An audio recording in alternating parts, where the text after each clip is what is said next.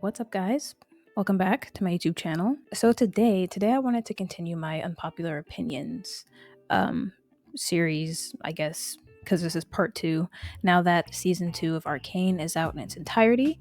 I did one a while back before season 2 dropped. I initially was going to do another part with just like season 1 unpopular opinions, but life happens. Was really busy, wasn't able to get to it. So I was like, when season 2 drops, I'll just make my part 2 for season 2. Now, this was actually something I was excited to get more into because there has been a lot of discourse online.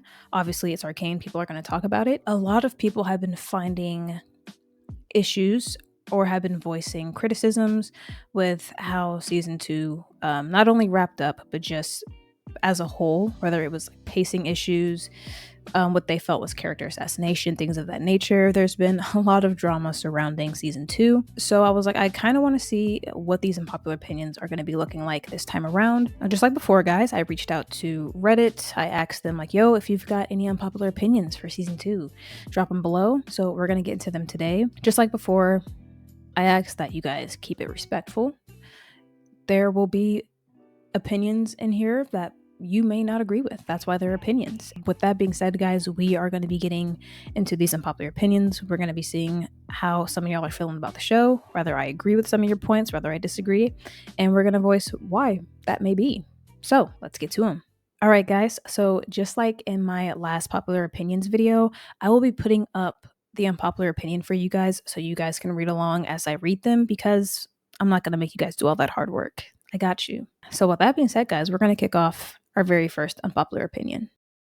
Just about the only opinion I can offer that might be anything other than room temperature is that season 2 kind of tiptoes around season 1 Jinx. Don't get me wrong, I love the banter and dynamics she has with Vi and such, but if you just watch funny clips on YouTube without seeing season 1, you might not guess that Jinx kidnapped Vi and Cait, made Vi think Cait got decapitated, and then begged her to kill her love interest, or that Jinx spent years happily killing people to enforce a drug lord's rule.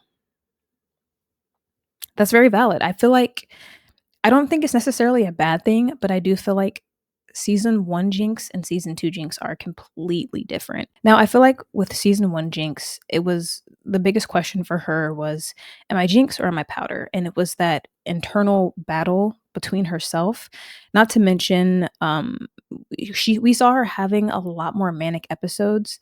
And I feel like a lot of that was obviously her mental health, but a lot of that was attributed to the pull from Vi and from Silco. Having the two of them constantly in her ear. And I feel like that's shown perfectly in the finale when Vi and Silco are both just like yelling in her ear and they're both like tugging. They're playing like this game of mental tug of war with her, and she literally crashes out, and that results in Silco's death. Now, I feel like in season 2, with Vi out of the picture because she's in Piltover, she's become an enforcer. And then Silco obviously being dead for the first time, we're really seeing Jinx on her own and alone. And I feel without having those constant voices in her head, as we've seen, like after she killed Silco, like the voices kind of died down. Like we didn't really, like I feel like they'll always be a part of her, but we didn't really see her dealing with the voices, something that really triggered that manic state in her. So like the biggest part with season 1's finale was Jinx finally accepting, like, I am a Jinx. I cannot go back to being this sweet, innocent little sister that you always saw me as. And it's further like reaffirmed to her when she kills Silco how much of a Jinx she really is. So by the end of season 1, she's fully accepted that she is a Jinx, regardless of, you know, whether the audience agrees with that or not. And so in season 2, we're seeing her in a completely different light. I don't think she's as manic as she was in season 1, which is why I feel like there is that drastic change. I feel like, you know, the song Sucker just, it spells it out perfectly for you. She's numb, she's dead inside. She doesn't care. There's this whole revolution going on, all this drama that, you know, she's kicked off, and she couldn't care less. She's kind of just existing at this point. And then, you know, everyone around her, especially Savika and Isha, the people that are closest to her, are really pushing her to step into this role and become this hero, become this symbol that Zahn needs.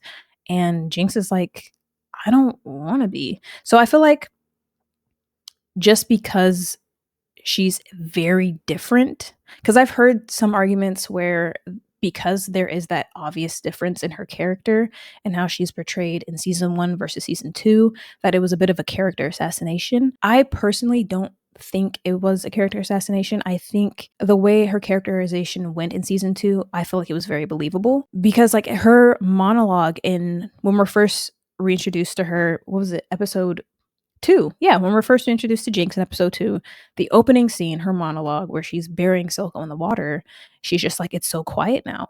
Like, I'm so used to people telling me what to do, where to go, people bossing me around.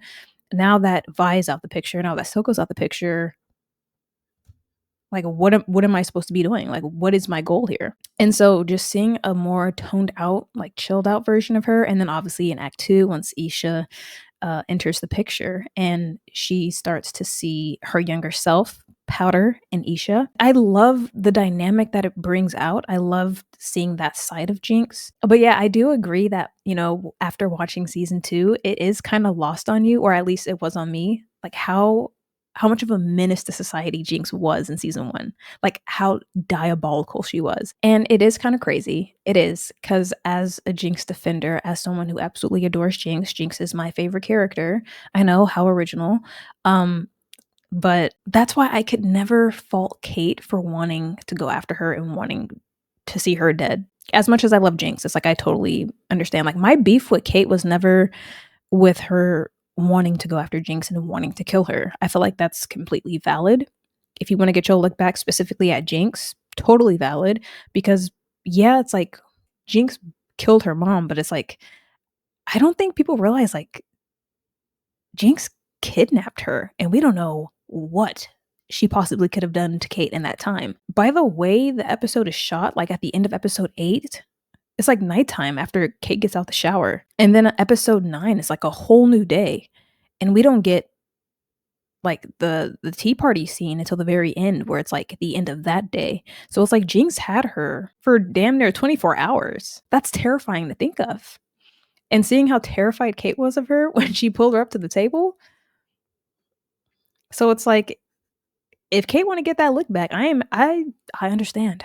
But as far as this opinion about season 1 Jinx and season 2 Jinx being completely different, I agree. There is a stark contrast to who she was in season 1 as opposed to who she is in season 2. That's not necessarily a bad thing, but I personally, I think it was cool seeing a different side of Jinx. And yeah, that's a pretty solid opinion. So let's move on to the next one. All right, guys, we are going to be getting into our second unpopular opinion. All right, guys. They should have leaned in more on Caitlyn being a secondary antagonist, given how she acts in episode 3, 4, and 5 in season 2. We could barely handle Caitlyn being an antagonist, myself included.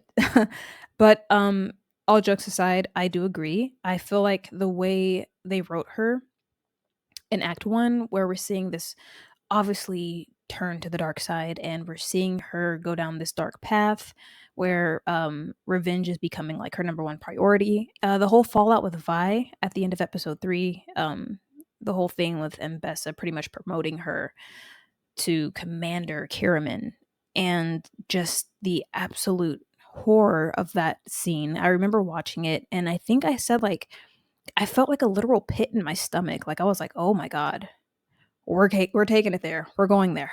Because by the end of episode 3, I had the feeling like, oh, she will stop at nothing. She is about to be committing the most heinous of war crimes. Like, yes, I criticize her for it because it's a war crime, guys. It's crazy. Like, gassing the Undercity was crazy. But like, from a writing standpoint and seeing how it changes like her character overall, like in her character arc, it was exciting to see. And I was like, oh my God, who doesn't want to see the goody two shoes character have a villain arc? It's compelling. It's exciting. So at the end of season 3, I was like super nervous to see like where her arc was going to go. But I was also like really excited and looking forward to it. Like, oh my God, we're going to see Caitlyn in her dictator era, I guess. I feel like they didn't really do a lot with it, or it was just very lackluster. And I feel like it was clearly because of just like the lack of time. Because, the very end of episode 3, we get the scene with Mbessa. We get the scene of her, putting the cape on her like she James Brown. And then episode 4 hits, we get the quick little paint the town blue montage where it's just like we see stills of Caitlyn terrorizing the Undercity, and not just Caitlyn, but the Noxus soldiers and the enforcers that are under her command. We just see them like terrorizing the Undercity, and it's just like implied like she's going on this warpath trying to find Jinx, and she'll stop at nothing. And we get like that really dope like Sasuke pose, and I was like, oh snap, let's get into it. And then when we start the episode, it's like one of the first scenes we're seeing she's already like regretting a lot of it. And especially like in that conversation where she's talking to Mbessa and she was like, I'm tired of like peace being the thing to like justify the means, like justify us committing all these heinous acts and things of that nature, which is like fine because you had to like start planting the seed of like doubt. It just happened too quickly because it's like the very end of episode 3, she's stepping into this role, and then we see her in episode 4, like the very beginning of episode 4, and she's already kind of like regretting it. So it's kind of like I feel like we didn't really get to like stay in that place with her. So I feel like when she was reunited with Vi in episode 6, it was kind of like, oh, they're teaming up already. And a lot of people have like joked around and they were like, all she needed to hear was Cupcake and she switched sides. I feel like even though like we criticize, like from a moral standpoint, obviously you criticize certain war crimes and things of that nature, but from like a writing standpoint, it would have ate. I wish we just would have got to stew in it a little bit longer. I wish it would have been a little more gradual, like her losing faith in Mbessa and realizing like this is not it. I feel like it would have been cool if there was like a scene where Mbessa did something like specific that really set Caitlyn off, because I always felt like Mbessa should have been a little bit more invested in this search or this hunt for Jinx, because one, there are personal stakes there because Jinx bombed the council that your daughter was a part of. And then that whole like sequence in the beginning of episode 4, I want to say it was, where Mbessa and Rictus are like looking for somebody like a scientist that can handle hex tech. This is the city of progress and there's supposed to be all these insanely brilliant inventors and scientists out here, and you mean to tell me nobody can crack hex tech?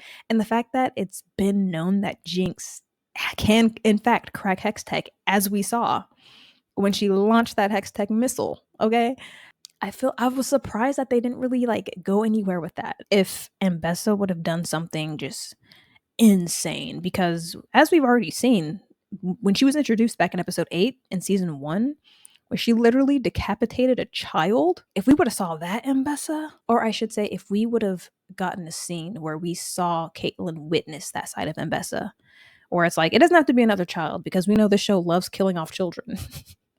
But if she would have witnessed something crazy and she was like, oh, and then if we're gonna have like Maddie come in and be a spy, which that was like another thing where I was just kind of like, okay, that could have been the thing where it's like Caitlyn goes and talks to Maddie and she's like, yo, I don't know, Mbessa, dog, I don't know about this. And then Maddie could like take that back to Mbessa and be like, she's getting cold feet. So you know what? I agree to a certain extent. That's kind of like a tricky one because it's like, she already technically faced a lot of backlash for being an antagonist, I think you were cooking with this one for sure.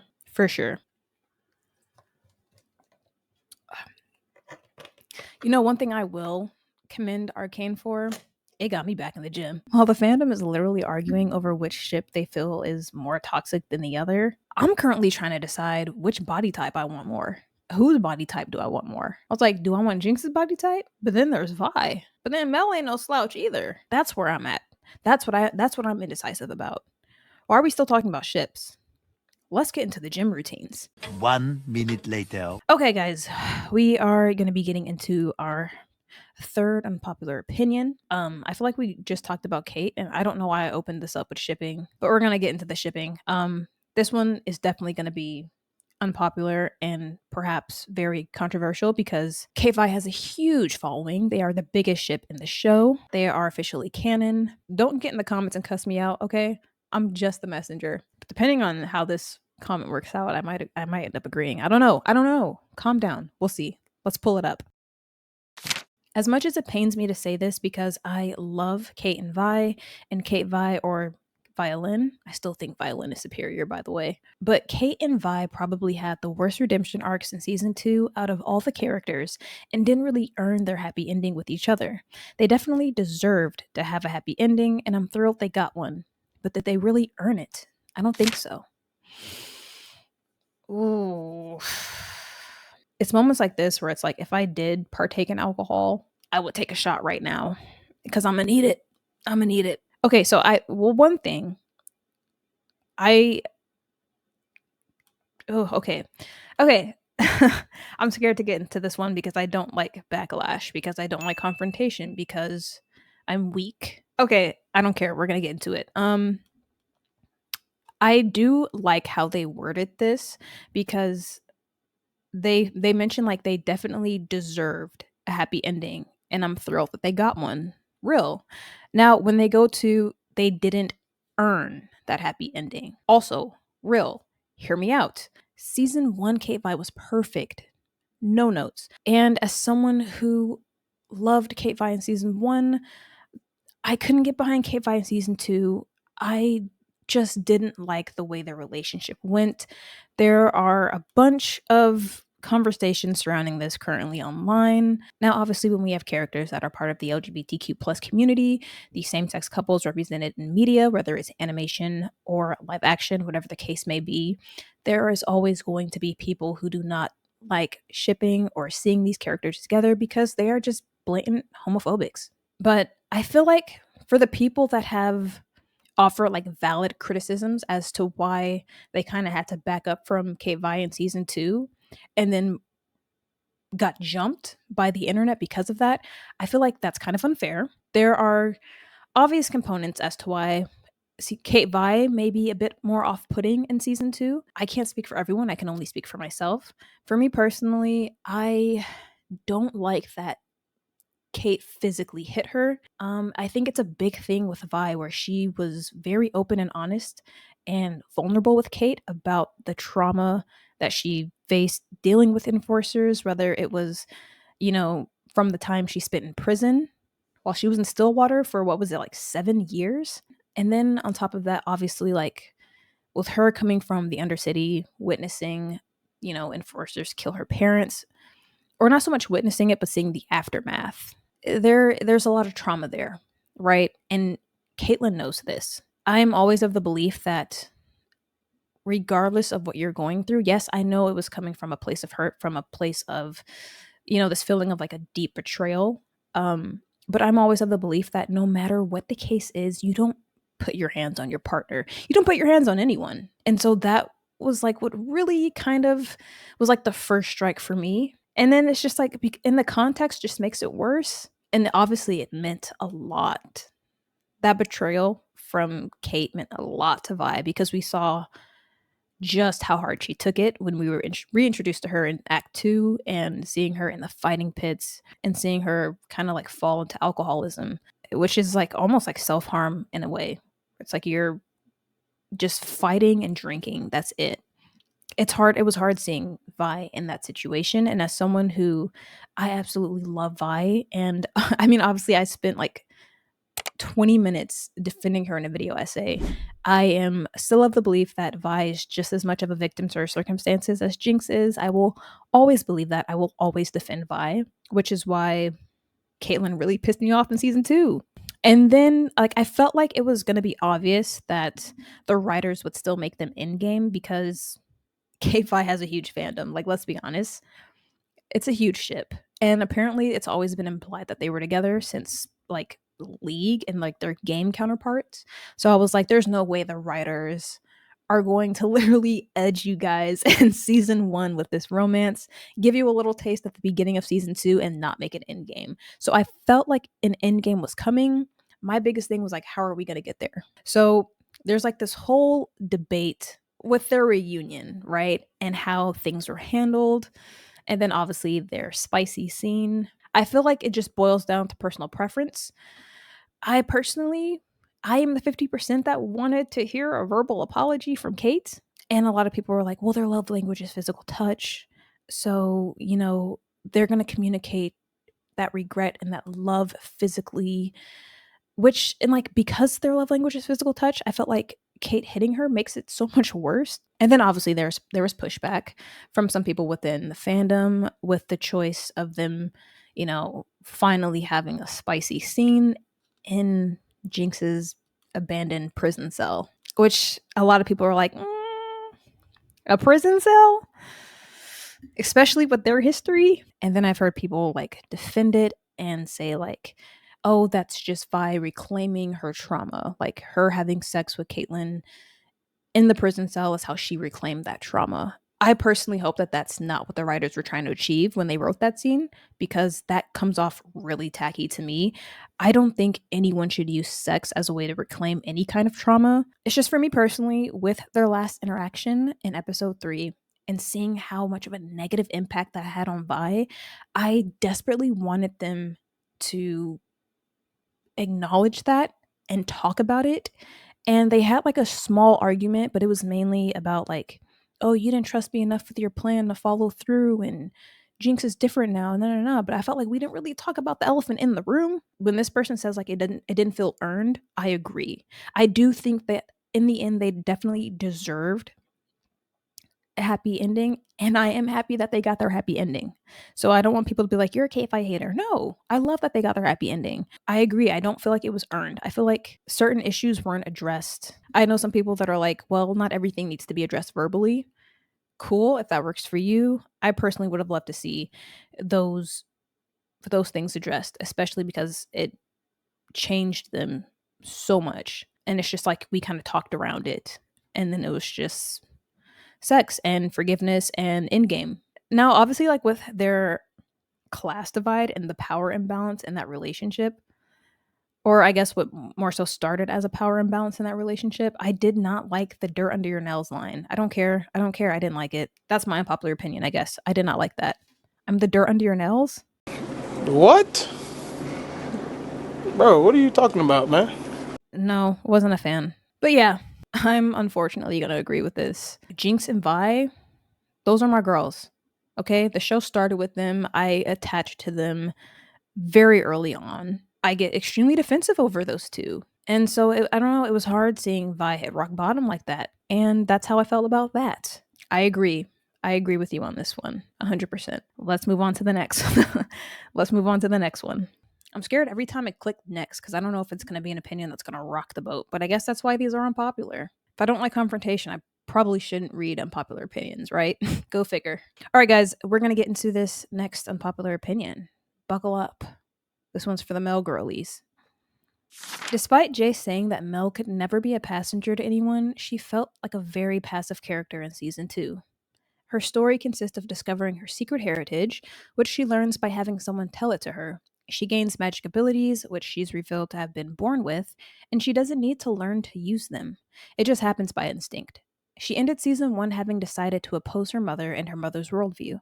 She continues to oppose her mother throughout season 2, except at the very end she seems to backtrack and accept her mother's worldview, the need to become a wolf without mercy.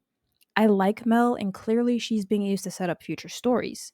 But looking just at season 2 by itself, her story is pretty weak, especially since her season 1 arc was really excellent. Now, I always mention like Mel is my second favorite character in the series, and obviously like finding out she was a magic user this season, I thought it was really cool because I can finally say like black girl magic, All jokes aside, guys, I was kind of in a weird place with Mel's arc in season 2 as well. Now, I remember during the season 1 finale when Jinx's missile was going, about to bomb the council, and I remember mentioning like, and it was because at the time I was delusional because I really wanted Mel to make it out alive, but I was like, what if the gold lighting up, and apparently those are tattoos. They're not, it's not jewelry, those are tattoos. But apparently her golden tattoos lighting up, I was like, yo, what if that's like something that's going to protect her? Like, what if she's a possible magic user? And I remember the internet gaslit the hell out of me. And they were like, girl, that's the reflection from the glass. Only to find out that she is, in fact, a magic user. She wasn't aware of it, apparently. Now, season 1 Mel was very compelling. Like, in a show with all these just dope champions who have like these cool abilities. You had Mel, who was a politician, but she was so thrilling every time she was on screen. Seeing her be like a fox and utilize that side of like her mother's philosophy, like with the fox and the wolf. She was so good as a politician. Okay, the manipulation was on point. That's that's all I'm gonna say. Every time she was on screen, I was captivated, and not just because she is literally the most gorgeous character in the show, but something about how she carried herself, how she dealt with issues, the influence she had over the council. She was captivating every time she was on screen. I loved her arc, and then we find out she isn't like just this manipulative political figure. She actually is a sweetheart at her core, like a sweet little innocent girl that just valued peace and was banished because of it. And I loved season one. I loved season one Mel. No notes. Perfection. As they mentioned, like obviously she's being set up to kind of usher in these future stories where we'll probably be seeing her in a more Noxus focused story. And then obviously with them announcing that she was going to be joining League as a playable champion, them making her a mage, it's like, okay, cool. Now I have all these like really cool abilities that I could use to play as her in League. So it's clear what she's kind of being pushed for at this point. I feel like as someone who came in just knowing like characters from the show, not knowing anything about the League lore at the time, I'm currently getting more into it. But when you start introducing like these other elements, for the people that aren't aware of them, like I don't know anything about LeBlanc. I don't know anything about Noxus outside of what I've seen in the show. I don't know what the Black Rose organization is. It kind of stumps you and you're kind of like, okay, so what's going on? Like season 2 was more fantastical. Like we really dove more into like the arcane and like the hex core and like this Black Rose and the magic, and whereas season 1 felt more like lower fantasy, a little more grounded. It's like, yes, we had like hex tech, but it was like technology. For me personally, I've always been more of like a low fantasy person. Usually when like super fantastical elements are introduced, I kind of like fall off because it's like magic systems can be very complex, and sometimes it's like you don't really have answers for why this is. We're getting way off topic. Let's center back on Mel. So I always felt like if the end goal for this character was going to be like we're going to introduce that not only is she an affair baby, but she is a product of like the Black Rose, or she has these powers, these magical powers that she's not aware of, and Mbessa's like been hiding her away and planning to use her as a weapon or whatever the case may be. I feel like if we would have hinted at these magical abilities a little more in season 1 as opposed to the last shot of the gold lighting up, if we would have got like little sprinkles in there, and even then, like I feel like that is a huge ask because season 1 covered a lot of different storylines and they did it so seamlessly where you didn't even realize just how much story they truly covered in season 1. But I feel like if we would have had like little moments of like Mel just like noticing something in season 1, then I felt like it wouldn't have felt so like out of nowhere, for me at least, in season 2, when it's like, oh, she's a magic user. Now the only thing I won't agree with is I don't necessarily think it's like we see her, choose her own worldview and then she kind of backtracks and decides to like choose her mother's worldview. I think down to the very last minute, Mel was the fox. Um, it was the episode 8. She goes and she visits Mbessa and she's pleading with her. She's like, please, there's got to be a better way we can do this. I will go back home to Noxus with you. I will fight with you. We can figure this out together. She's constantly choosing the fox. Even in the final episode, before they really hash it out and start fighting, after, Maddie checks out of here, she pops up and she's like, yo, please, I'm begging you, like, leave Piltover out of this. We can figure something out. She's a fox down to that very last moment when her mother pretty much orders, like before Jinx and Echo popped up, I'm pretty sure Mbessa was about to order her army to wipe Mel. So it's like at that point, it's like, what option do I have? If I cannot talk to you anymore. I have exhausted all my options. Like if all you want to do is fight, we finna fight.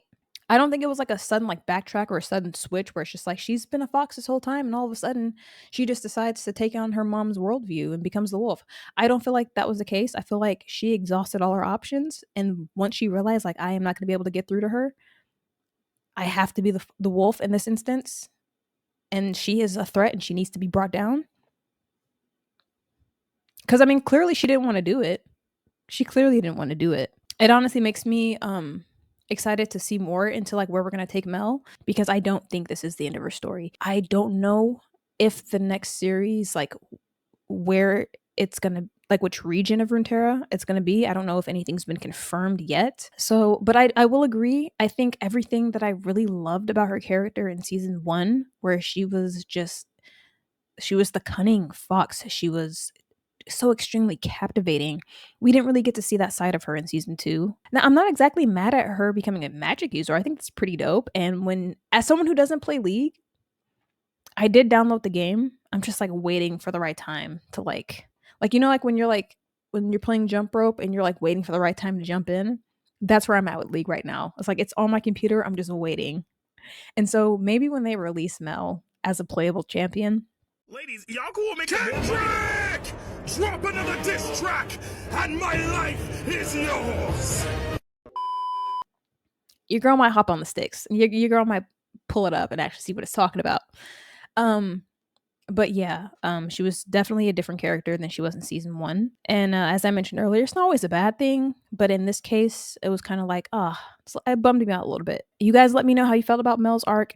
I've heard like the majority of the criticism I've heard has been about this Black Rose subplot and how Mel just felt completely different from season 1. So if you guys have thoughts or opinions on that, if you guys thought there was nothing wrong with how Mel was written in season 2, or not even so much written, but just the role she played in season 2, y'all let me know down below in the comments. I want to open that up and see what you guys are, see how you guys are feeling on that topic. So, with that being said, guys, we're going to move on to our next unpopular opinion. Let's get to it. All right. Ooh, okay. So, this next unpopular opinion, they kind of just put a bunch on here. It's like bullets. So I'm gonna put it up and we're just gonna go down the line, I guess. Let's see, 1, 2, 3, 4, 5, 6. These are pretty small ones, and some of these it looks like I've already touched briefly on them. So let's whatever, we're gonna throw it up for you guys anyways. Let's get to it. All right. First one says Caitlyn didn't deserve to stay with Vi. The CaitVi is toxic. The CaitVi is toxic. The CaitVi ship is toxic. I'm not gonna be grammar police. Let's move on. Jinx is overrated. The romantic relationship that fans invented between Victor and Jace is absurd. Ooh, that is going to be a very unpopular one. Mel is not an interesting character, and she steals screen time unnecessarily from Vi and Zavika. Zavika is underrated. We must accept that Fortiche hates Vi and loves Jinx, like Kishimoto hates Rock Lee and loves Sasuke. Okay, let's where should we start? Because there were some in there that I was like, I don't think people are going to agree with some of these unpopular opinions. I touched already really on my thoughts of the whole CaitVi ship in season 2. I do feel like it was definitely leaning towards toxic or controversial, if you will. I wouldn't say like Kate didn't deserve to end up with Vi. I think how they initially ended together, I had issues with, as I expressed already, but I definitely think they deserved to be happy together. I just didn't like how we got there. Yeah, I'm not gonna be a CaitVi hater. They've been facing enough hate as it is on the internet since the release of season 2 as it is, so I'm not really gonna add to it. I already really spoke my piece on that, and that's how I feel about that. Now, moving on to the next one, Jinx is overrated. I kind of hate these statements because I never fully understand, like, in what sense are you talking about? Are you talking about the reception she gets from the fan base, the love that she gets from the fan base? Are we talking about her power level? How people feel that a lot of her fans glaze her, especially when we're talking about her fight with Vi, and how everyone was like, "Oh, Jinx easily has this in the bag." Like, when you're saying Jinx is overrated, in what sense? I feel like it's not far off for people to love Jinx the way that they do. And I feel like a lot of people have a very strong emotional connection to her, especially being introduced to her for the first time as Powder, myself included. I feel like the way they wrote her character, because Jinx is one of the most fascinating characters in the show. If we're talking from like a character perspective and like how she's written, I remember watching a video essay on Jinx, and it was titled like the inverse hero's journey, and how Jinx may come across as like a villain to the story, but she is the hero of her story. And that gave me even more like such an understanding of the character. And I don't know, I just feel like it's hard to not sympathize with her, and seeing how she's already like punishing herself, and she already hates herself, arguably hates herself for what she's done in the past, and seeing a character that's so tortured is just like, I don't know, I don't know how you don't sympathize with her. Like, I hate when people just reduce it to her like, oh, she's crazy. I hate that so much, because it's like there's so much to her character. There's so many layers to her character. I'm clearly biased, guys. Jinx is my favorite character. This is no secret. So maybe someone who isn't as biased, where Jinx, it doesn't happen to be your favorite character and you can see it through a more neutral take, I guess. But I personally don't feel like Jinx is overrated. I think they writ her damn near perfectly. I think her character arc is just sensational. And then like, don't even get me started on her design. My god. Like, Jinx is just, every time she's on screen, it's exciting. Now, mind you, I'm already one of those people where it's like, if it's a show that I am heavily invested in, I'm going to be locked in regardless. But with Jinx specifically, every time she's on screen, I am locked in. She is such an interesting and unpredictable and captivating character. Oh, she's taking it. If you agree with this and you feel like Jinx is in fact overrated and you don't understand the hype that the fandom gives her, please, like, genuinely, I would love to know your mindset and why you feel that way and how you came to some of these conclusions. So let me know down in the comments if that's you. And we're going to move on to this next one.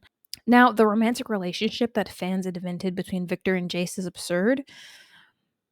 When it comes to ships, I personally don't think there's anything wrong with shipping characters that you think that there's something there, or that you just like to see together, unless it's illegal. I want to make that very clear. People that ship Jinx and Silco, disgusting. People that ship Jace and Kate, disgusting. People that ship Vi and Jinx, hell is hot. Hell is hot. And you know, Christian Link, the showrunner of Arcane, did have like an interview where he talked about it, where he was like, it was nothing romantic. It was always more of like a brotherly love. And then he got like a lot of backlash for that. Yeah. I ain't gonna lie, I'm getting cooked. Where I'm at with Victor and Jace, I personally don't ship it as like a romantic couple. However, I'm not against JVic. I just personally really loved Jace and Mel. And I'm always going to be here for a melanated queen getting the love she deserves on screen. That's just where I'm at. I feel like it's always been obvious that there was a love between Victor and Jace by the way they're written, by the visual storytelling. Now, whether you feel that love is platonic or brotherly or romantic, it doesn't really matter. It's there. And if people want to, you know, take the more romantic route and ship these characters as JVic, I don't think there's anything wrong with that. And I feel like it's weird that people get upset over people shipping characters, because I've seen people who are like, they're not romantically into each other. They love each other like brothers. And I'm like, why are you so triggered about it? If you see it as a brotherly love, then that's how you see it. If someone sees it as a romantic love, then that's how they see it.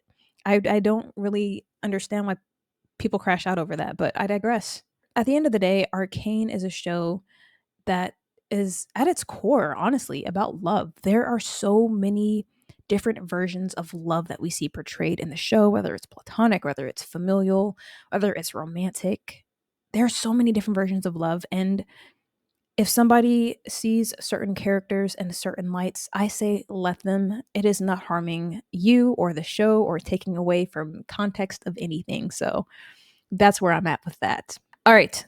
Mel is not an interesting character. She's still screen time unnecessarily from Vi and Savika.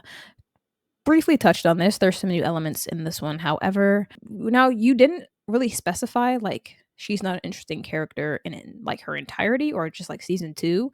Now, if you're saying like she's not interesting like at all, I don't agree. I thought she was very interesting in season 1. I still think she's interesting now, and obviously there's more to her story that we're going to be getting into. So there's always the potential that we can see how she evolves even more in future projects.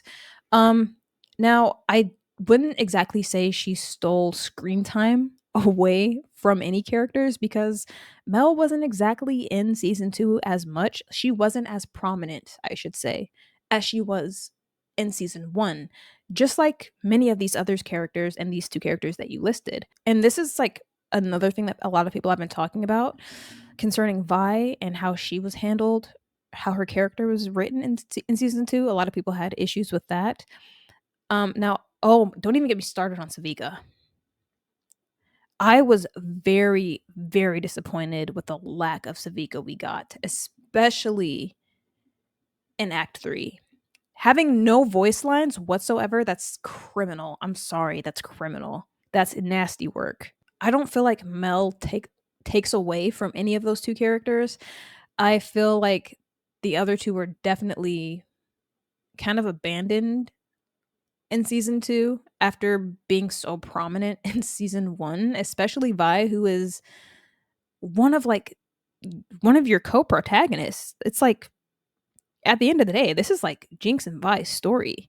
So the lack of Vi we got in season 2, or the lack of agency from Vi we got in season 2, was honestly alarming. And I feel like the criticisms I've seen on that are completely valid. And then obviously, like, yeah, with Savika, because the next one is Savika's underrated. I 100% agree with the dynamic we got between Savika, Isha, and Jinx in Act 1 and the one episode of Act 2. I feel like there should have just been so much more. But I also feel like because she played a huge role in this Zahn and Piltover subplot, or I should say conflict, because it was the main conflict that kind of like centered everything. And I feel like because that subplot, if you will, or that conflict of Zahn versus Piltover was kind of discarded halfway through the season, then so was Savika because she was tied so heavily to that subplot. You know what I'm saying? When I initially first started watching back in season 1, I was not a huge fan of Savika, but somehow by the end of season 1, I absolutely loved her. And then I loved her even more on a rewatch. And I loved how she stood 10 toes down for Zahn. She was the only one that stood truly on the cause. Didn't let ego get in the way, didn't let anything get in the way. She stood on the cause for Zahn. And I'm still of the belief that like her and Echo would completely excel in running like the Undercity. I do like that she's on the council, but at the same time, it's like she's the only Zahnite.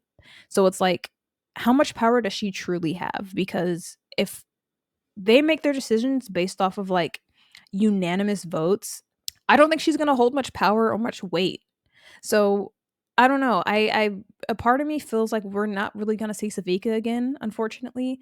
But I'm just hoping that that's a character that they bring back in the future because she is so interesting, and I wanted to know more about her past and the role she played in everything with the whole Vander and Silco storyline. And I don't know. I love Savika, and I hated that we didn't see a lot of her in season 2, especially because I felt like she played a huge role in season 1 as Silco's number 2, and then like the dynamic you were building up with her, Jinx and Isha in early season 2, like I just felt like she just got discarded, and I hated that for her. So I agree, Savika is extremely underrated. Savika deserved better, 100%. Okay, the last one, we must accept that Fortiche hates Vi and loves Jinx, like Kishimoto hates Rock Lee and loves Sasuke. I wouldn't go as far and say they hate Vi. I understand what you're implying though. I definitely feel like Jinx is favored. I mean, I mean, if we're being honest, Jinx is the face of Arcane. I think that's fair to say at this point. Not to put them against each other, it's just it is what it is. And I feel like because even like when season 2 dropped and when they were dropping like the character posters and just like all the hype surrounding that, like Jinx literally came in and shook everything up.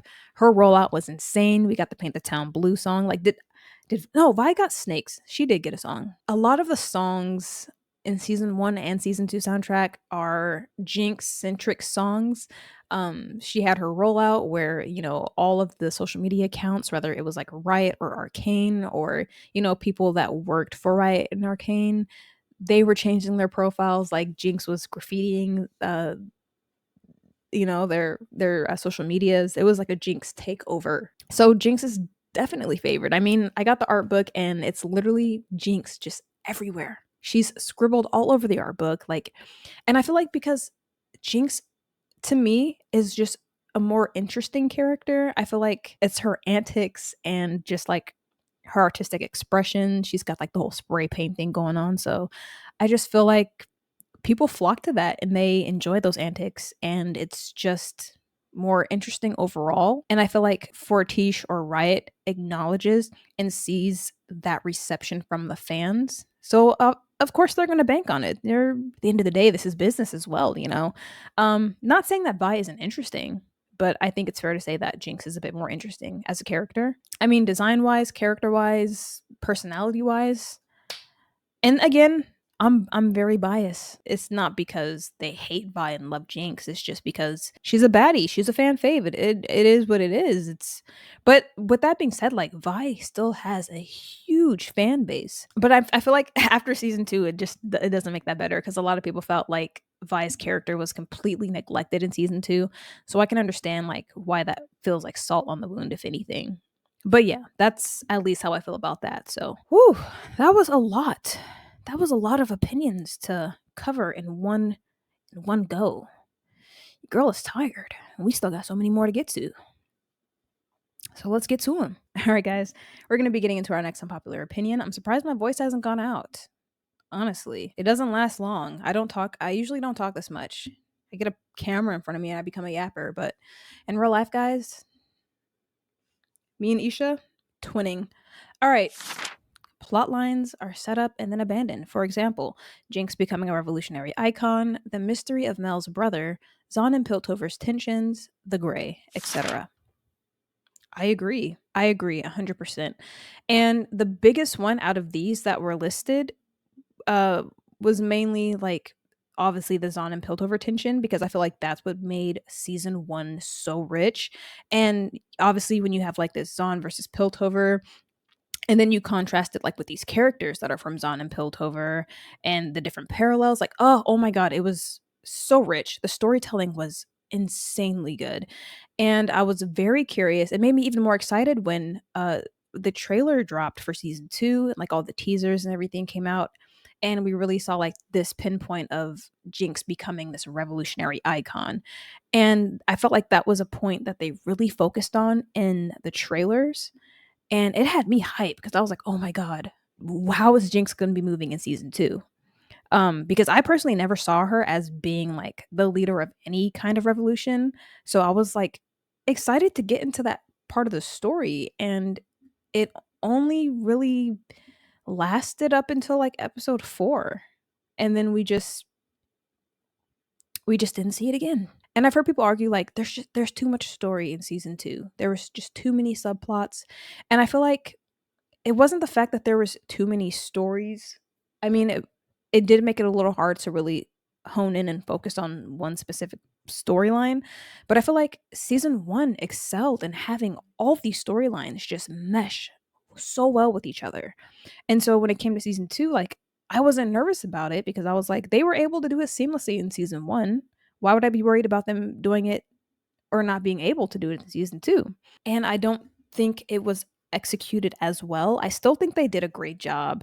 I do feel like a lot of people are being a lot harsher just because, season 1 was literally lightning in a bottle. Like season 1 is perfect television. I'm convinced. But when you set the expectations that high, it's hard to follow up. And I think that that's what the majority of a lot of this pushback is. Now, to be fair, these are very valid complaints or concerns. There were a lot of really intriguing subplots and plots that they introduced and didn't really get back to or follow through or follow up with. And Jinx becoming a revolutionary icon is the biggest one for me. I mean, that ties in automatically with the Zahn and Piltover issue. Because I feel like once that was abandoned, then so was this whole Jinx becoming an icon. And I felt like they could have brought it back. And they probably had scenes because apparently they cut like a lot of content out of this final season. I feel like it would have been nice in Act 3 when they were trying to rally, when Piltover's trying to rally up the Undercity and they're like, yo, there is a bigger threat that's coming. We need to work together and we need to defeat this threat together, which was like another angle I didn't really love. I don't like when it's like, we haven't really resolved our issues, but we're going to team up to defeat a greater evil. I've never really enjoyed that trope, but nevertheless, I was like, oh my God, this is the perfect time. Because at this point, we had moved Echo into place. He was able to talk Jinx off the ledge. And we're now moving him in that place with Echo having respect in the Undercity as well, with everything he's done for the Firelights. And then we have Jinx, who is like this icon, who is this symbol of hope. And I was like, oh my God, if we get a scene where we can like call back to Jinx becoming this revolutionary icon, after Jinx hits rock bottom, I thought it would have been so cool to come back to this, her being a symbol for Zahn and seeing like her and Echo team up as Zahn royalty. And she steps into that role finally. And we see her and Echo team up and rally the Undercity. Because we know that they rallied the Undercity because we see Savika and the rest of the Undercity pull up. I feel like it would have been so important and a nice callback. I guess it was just more so implied, which is fine. But I really would have liked to see that. Obviously, like Mel's brother, they never really went into like detail about what exactly happened there. Like, obviously, we know that the Black Rose was responsible for killing him. I don't know. I felt like it was kind of weird that the Black Rose would like approach Mel and try to pitch to her like, "Hey, you should join us. Like, sorry we killed your brother, and sorry we used his likeness to kind of get you to let your guard down, but you should totally join us." I was like, what would make you think somebody's gonna join you? And your sales pitch is, "Sorry we killed your brother." Hell no. Hell no. No. Girl. And then obviously like the gray, I don't really mind. I don't know. I don't really mind like them not really diving more into the gray, I guess, cuz it was, I don't know, the two times that we saw like Caitlyn really wreaking havoc on the Undercity, they were both like musical montages. That was it. Clocking her My teeth. own sister gassed the streets we grew up in, and Pilters say we're the savage ones. Stop. Hold on. Hold on. The gray returns. Have you been coughing lately? More than usual. Experts warn this could be due to chemical warfare deployed by Piltover against us. Older generations may remember the gray, a toxic gas topsiders vow to never use again. Yo, this makes what Vi and Caitlyn did in Act 1 so much worse for me. I mean, it was always worse. It was always worse. Grammar, again, it was always bad, but like, it will never come as no surprise to our well-read audience. Those gold-plated pigs went back on their word. Continued on reverse. See? I was like, it's one thing for Vi to go out there to make sure, she helps bring Jinx in, but gassing the streets that she grew up on? Yeah, I agree. I actually heard a lot of people bring this up. This might not even be an unpopular opinion. I feel like a lot of people feel the same way when it comes to this. So, still a great contribution. But is it unpopular? I don't think so, guys. I don't. I hope y'all are still with me because we're just getting started, guys. We're only on 7. Buckle up. It's about to get real. I'm kidding. I don't know what's coming up next. Let's get into it. I need to focus. My mind is like, ooh. All right, guys. Let's move on to our next unpopular opinion. Ew, that was cringy. New characters are introduced and then relegated to background clutter. For example, it's basically every new character introduced this season. What if I said that this person wasn't wrong? And this is mainly like for me, like showcased with the enforcers, like the new squad of enforcers. I didn't care. I'm sorry, I did not care about any of them.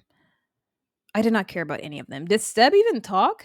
I didn't really care for Maddie. Like when she was first introduced, you know, in Act 2, I'm like, oh my god, is she gonna be used as like a wedge between Kate and Vi, and it's gonna be like this weird love circle? And I was praying to God. I was like, oh god, no, please. Please let's not do the whole rebound love triangle thing, which I'm glad that they didn't take that route. So I was like, but then she ended up being a Noxon spy. I don't feel like it really added anything to the story. Yeah, I don't know. There's people who have articulated it way better than I am right now. And then there was Loris, who was like Vander 2.0, who I was initially like, out of the three of them, I was like, okay, Loris, what are you going to be giving us? And I was excited to see like what kind of like character dynamic or relationship he'd have with Vi.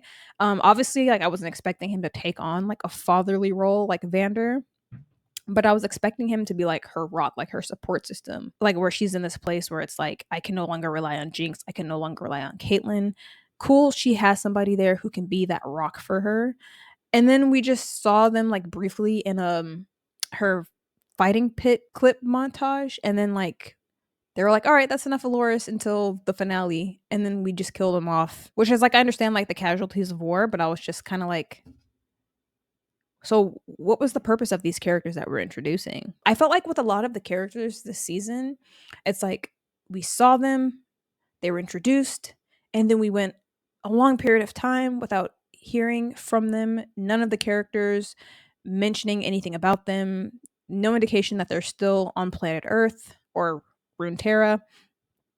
And then you kind of forget about them, and then it's like the end of the series, and you're like, oh, these characters, and then we see them again and they're just there, and you're like, okay, cool. And I actually saw like a video this morning on TikTok where someone was like, I did not like Isha as a character. And I was like, whoa, because we don't do Isha slander around here. I love that little girl. But when I kept watching the video and actually saw where they were coming from, they were like, don't get me wrong, I liked Isha, but she didn't feel like a character. She felt like a plot device for Jinx.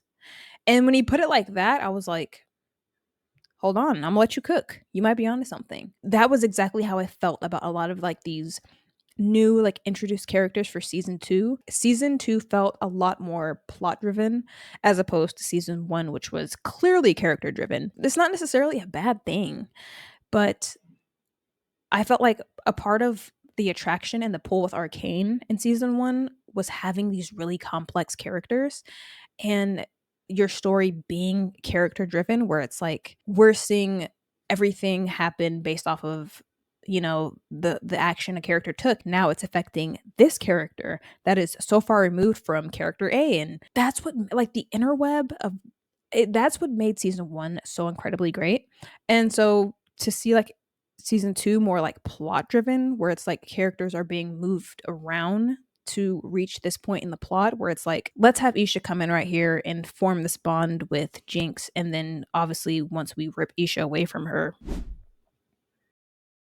that was like one of my biggest frustrations with the second season, because a lot of the characters I was just like, I feel like I should care more about this character, but I don't. And it frustrated me that I didn't. And I'm actually curious to see how others feel about this, because I've also heard this specific point brought up a lot.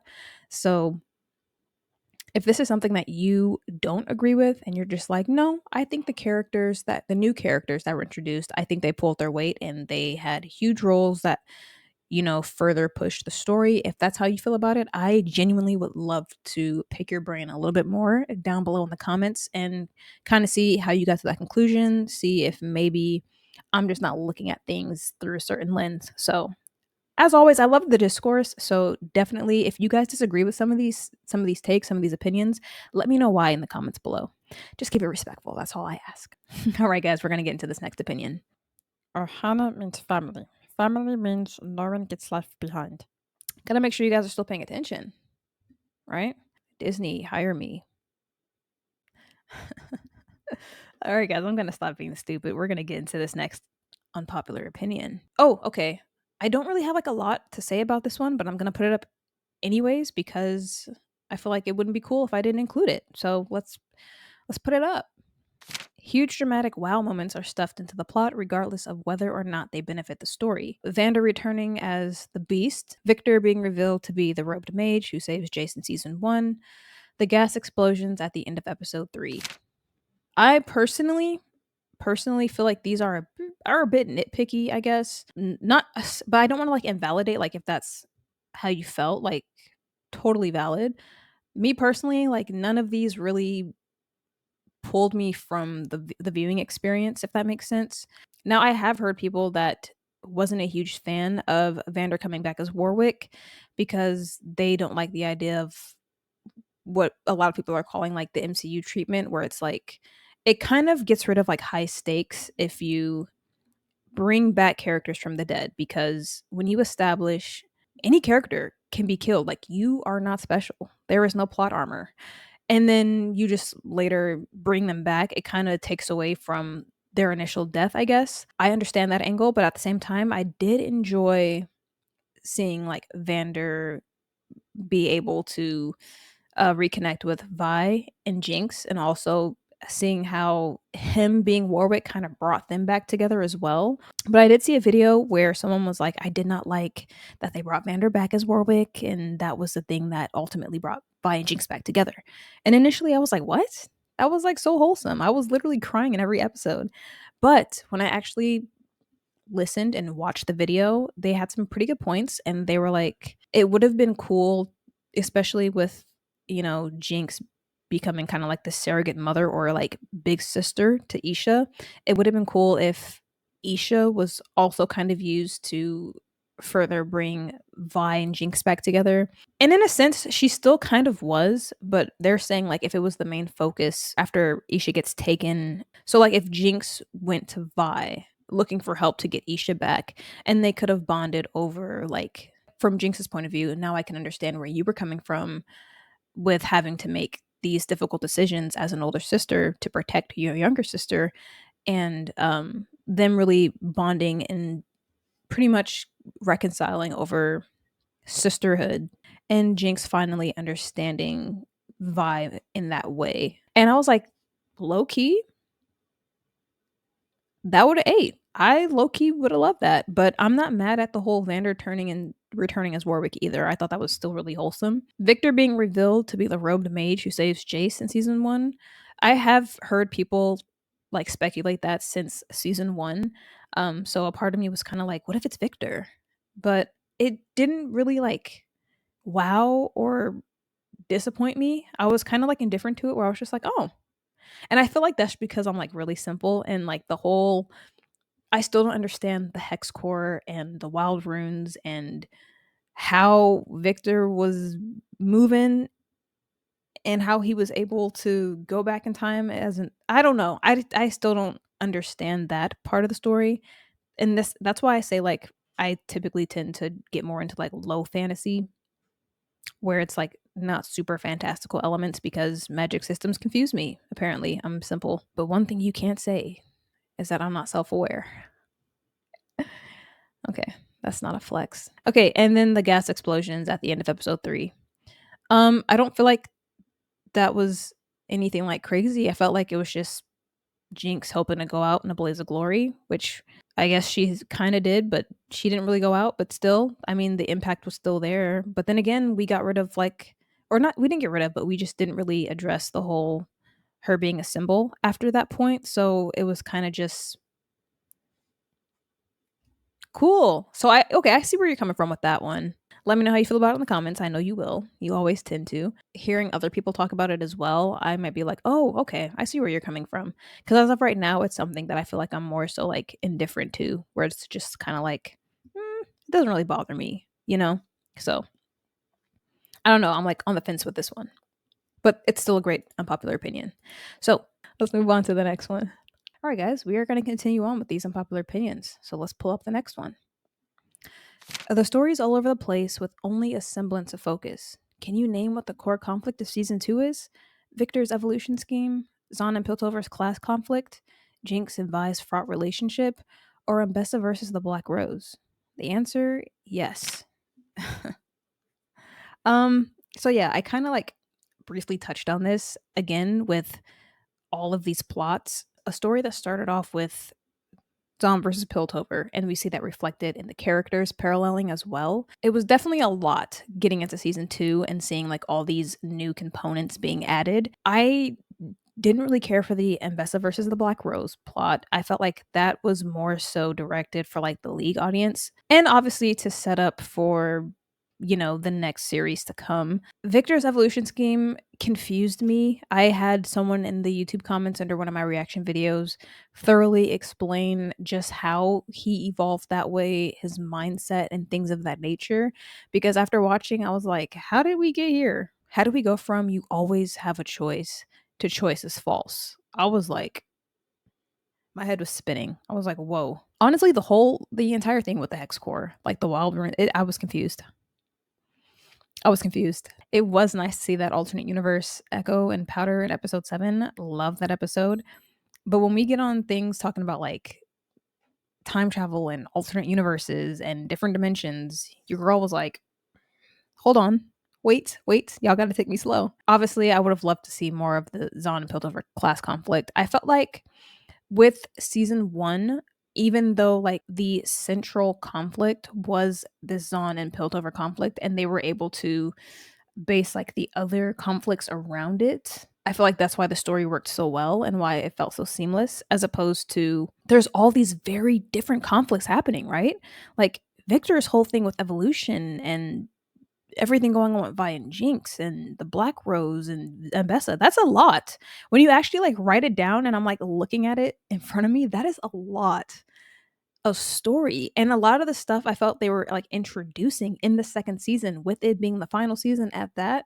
I remember talking to like a lot of people online, a lot of mutuals, and they were like, yo, I'm a little nervous. I'm not gonna lie, because I feel like from what I've seen in the trailers that they're introducing a lot of new plots, perhaps with the story.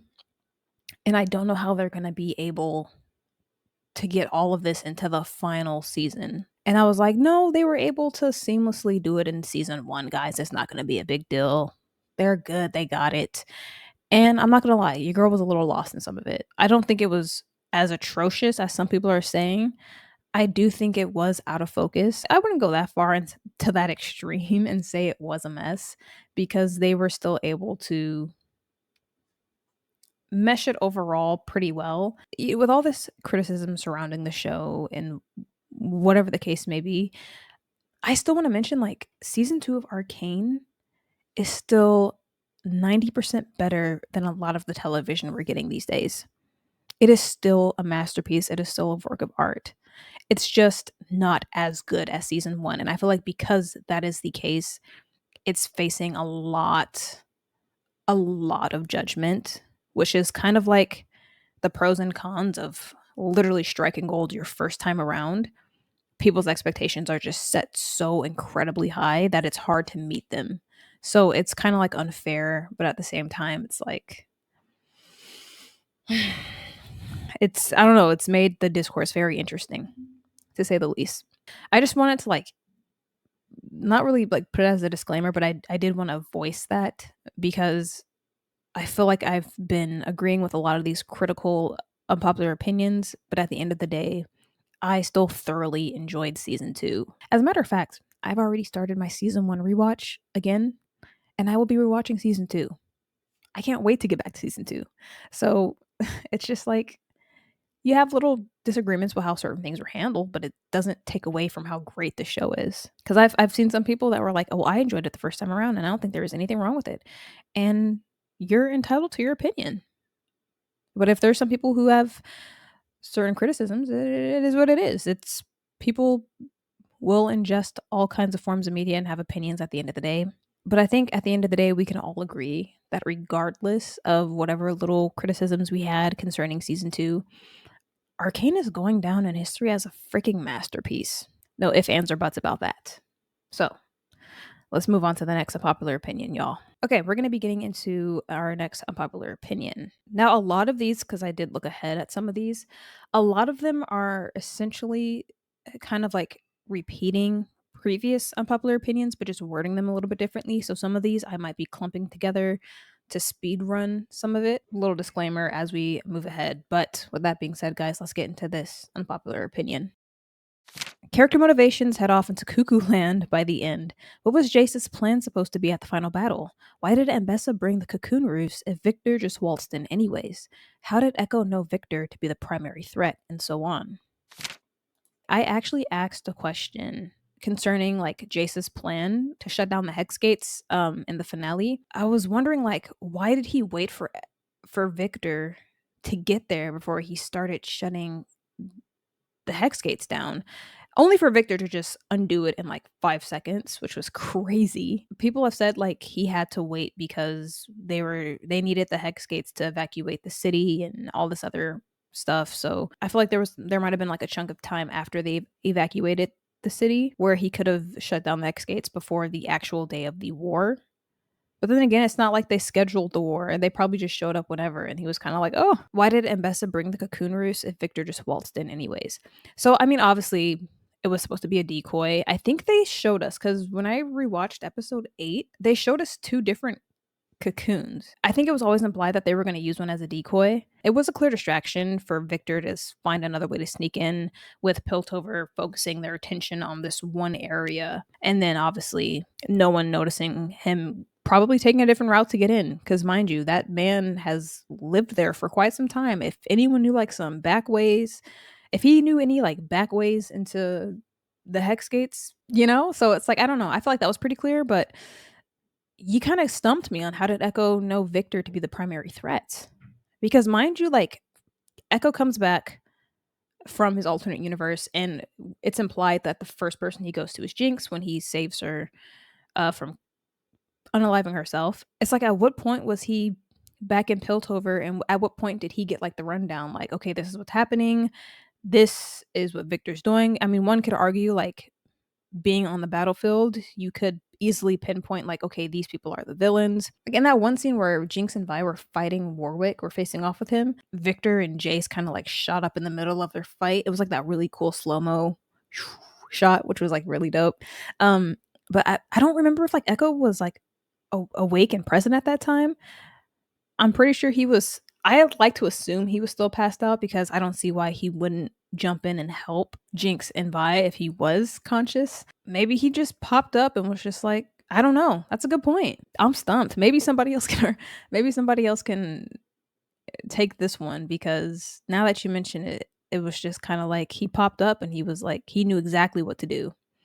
So I was like, who filled Echo in on any of this? Because like that's why I feel like it would have been so important to see more scenes with Echo and Jinx and them like rallying up the Undercity, because we don't know what kind of conversations were had. We don't know how Echo comes back from. Well, I mean, obviously with Jinx like literally leaving Piltover and being like, yeah, war is coming. She was probably the one to like relay the information to him. But I don't think Jinx was probably aware that like Victor was the primary threat. So I don't know. That's a good point. I'm probably like overlooking a lot of details right now.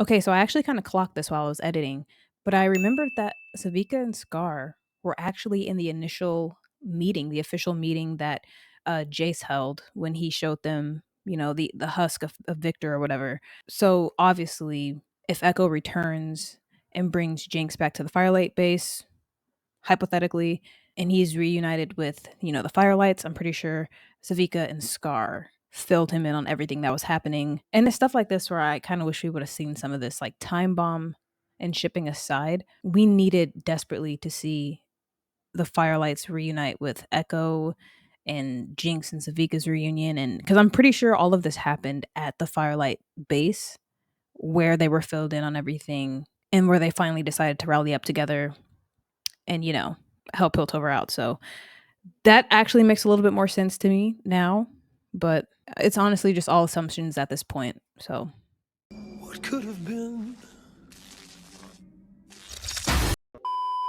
I don't know. It's It's a bit tricky. Somebody out there has the answer. Come forward. I know you exist. I know you're out there. But until then, guys, we're going to move on to this next unpopular opinion. Okay, before I get into this, yes, I have contacts in. I was going to do a Mel makeup look really quick, but I don't like wearing makeup.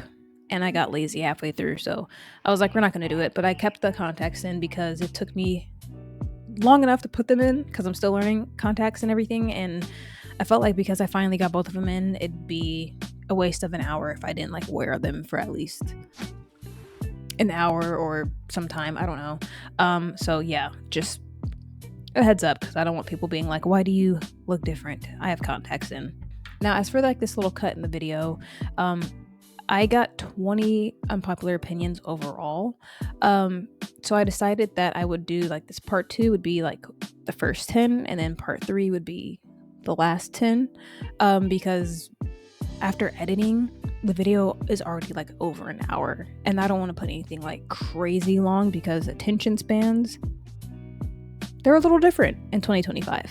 I'm going to be cutting down the video to these first 10 opinions, and then we're going to be getting into a part 3, an actual part 3 that I've already filmed and I'm just editing right now. So part 3 should be coming soon, but we're going to wrap up part 2 of these unpopular opinions moving forward, just letting you guys know. And hopefully I look forward to seeing you guys in part 3. Now, if you guys enjoyed this video, feel free to leave a like, leave a comment, subscribe if you're really feeling it.